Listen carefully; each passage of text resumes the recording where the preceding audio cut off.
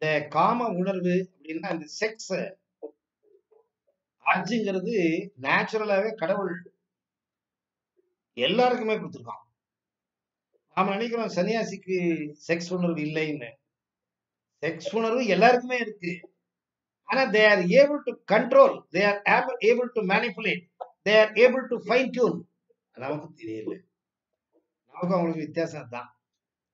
நான் என்னுடைய 2வது மகன் ராமகிருஷ்ண மடத்துல சன்னியாச ஆசிரமத்துக்கு போய் சேர்ந்திருக்கான். 6 வருஷம் ஆச்சு. அவரை பார்க்கறதுக்காக பில்கிரிமேஜ் டூர் போயிருந்தோம். காசி, கயா எங்கெங்கயோ போயிட்டு கல்கத்தால இருக்கிறார் அவரு. வேலூர் மடம். இப்ப நம்ம நரேந்திர மோடி போயிருந்தாரு, பார்த்திருப்பீங்க. அந்த வேலூர் மடத்துல அவரு பிராக்டிஸ் பண்ணிட்டு இருந்தார். ட்ரைனிங் 2 வருஷம், 3 வருஷம் ஆயிப்போச்சு. டிரான்ஸ்பர் பண்ணிடுவாங்க. அவரை பார்க்க போயிருந்தோம். நானே சாதாரணமா சாத்வீக உணவை தான் சாப்பிடுறேன். ஒரு ஏறக்குறைய 25, 30 வருஷத்துல இருந்து எப்ப இந்த ஆன்மீக பயிற்சியை ஸ்டார்ட் பண்ணேன் அப்ப இருந்து சாத்வீக உணவு தான். அங்க அவங்க எனக்கு சாப்பாடு பரிமாறினாங்க. எனக்கு இருக்க இடம் கொடுத்து சாப்பாடு கொடுத்தாங்க. அது பெல் அடிச்ச உடனே போய் உட்கார்ந்தோம்னா அவங்க சாப்பாடு ஏதோ அவங்க சாப்பாடு கொடுப்பாங்க. உப்பு இல்ல, புளி போட மாட்டாங்க, புளிப்பு இல்ல, காரமே இல்லை, மிளகாய் போட மாட்டாங்க. இது 3 இல்லைன்னா நாக்கு எப்படி கேட்கும்?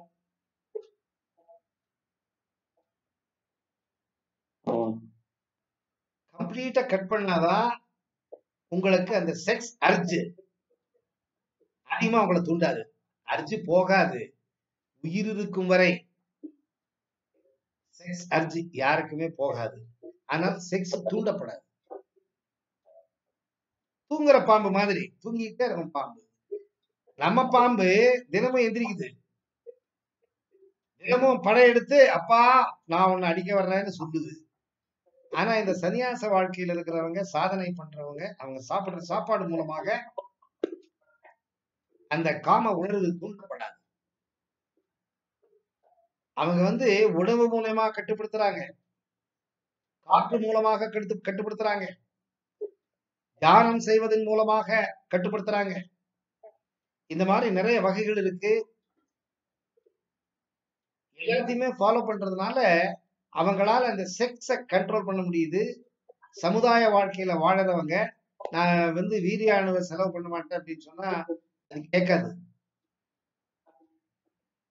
வெள்ளைப்பூண்டு, வெங்காயம், அந்த விழுது என்ன சொல்றது, இஞ்சி விழுது, இது 3 இல்லாம சாப்பாடே இல்ல. நீங்க இந்த யூடியூப்ல சமையல போய் பாருங்க. எல்லா இடத்துலயும் வெள்ளைப்பூண்டு இஞ்சி விழுது, வெள்ளைப்பூண்டு இஞ்சி விழுது. அது இல்லாம சாப்பாடு இல்லை. அதுதான் செக்ஸ தூண்டுது. வெங்காயம் செக்ஸ தூண்டி விடுது. எப்ப இது 3த்தையும் நீங்க நிறுத்திடுறீங்க, எப்ப காரம் சாப்பிடுறது இல்ல, எப்ப புளிப்பு சாப்பிடுறது இல்ல, உணர்வுகள் ஒடுக்கப்படும். நம்ம உள்ள இருக்கிற உணர்வையே நம்மளால ஒடுக்க முடியலன்னா நம்ம உள்ள இருக்கிற கடவுளை எப்படி பார்க்க முடியும்? அந்த உணர்வுகளை ஒடுக்கினாதான் உள்ள இருக்கிற கதவு திறக்கும். அந்த சமுதாய வாழ்க்கையில சன்னியாசி மாதிரி அவங்க ஒரு கூட்டம். அந்த ஆசிரமத்துல ஒரு 2000 பேர் இருப்பாங்க போல் இருக்கு சன்னியாசிங்க. அந்த ட்ரைனிஸ் ஒரு 1000 பேருக்கு மேல இருப்பாங்க போல் இருக்கு. அது ஒரு பெரிய குடும்பம். அது அவங்களுக்காகவே சமையல் பண்ணி அவங்களுக்கு எப்படி வேணுமோ அப்படி சாப்பிடுறாங்க. நீங்க சாப்பிட முடியுமா? கொண்டாட்டி இருக்காங்களா உங்களுக்கு? இல்ல. போட்டோம், நீங்க என்ன பேயிங் கெஸ்டா? இல்ல. நீங்க எங்கதான் சாப்பிட போறீங்க? வீட்டுல நீங்க என்ன சமைக்க போறீங்க? எல்லாம் ரெடிமேட் வாங்கிட்டு வந்து ஃப்ரிட்ஜ்ல வச்சு சாப்பிட போறீங்க. செத்து போன ஐட்டத்தையே தினமும் சாப்பிடுறோம்.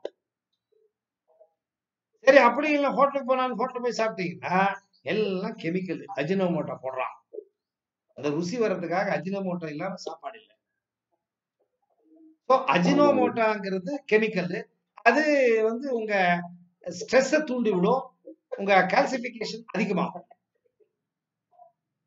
எதையோ சொல்ல போய் எங்கெங்கயோ போயிட்டேன்.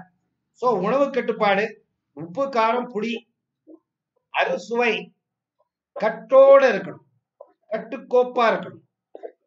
நான் சொன்ன மாதிரி எதை சாப்பிடணும் எதை சாப்பிடக்கூடாது லிஸ்ட போட்டுக்கிட்டு அதை ஃபாலோ பண்ணீங்கன்னா உங்க பயிற்சிக்கு நீங்க ஹெல்ப் பண்ண மாதிரி